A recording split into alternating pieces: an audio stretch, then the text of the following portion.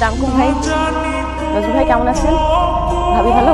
বাচ্চারা কি অবস্থা?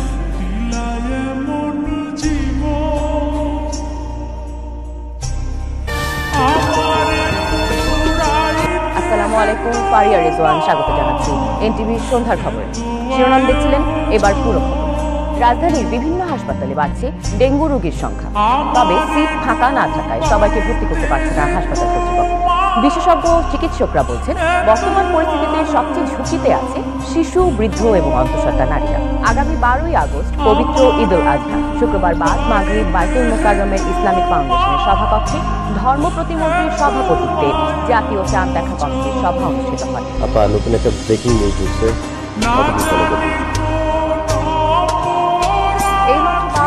জানা গেছে, ঢাকা মাওয়া সড়কে প্রাইভেট কার ট্রাকের মুখোমুখি সংঘর্ষে একজন বিদেশি সহ দেশের স্বনামধন্য প্রকৌশলী রেজওয়ান ইসলাম নিহত হয়েছেন।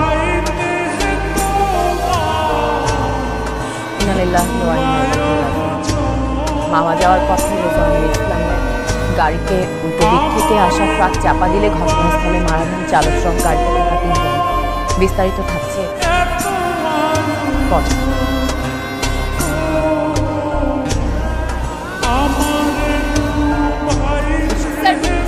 Sir, stop the news, sir.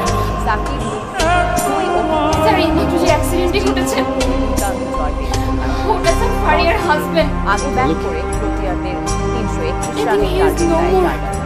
Sir, please, sir, I request you, sir. Please, sir, stop the news, sir. আপনারা দেখছেন এনটিভি সন্ধ্যার খবর।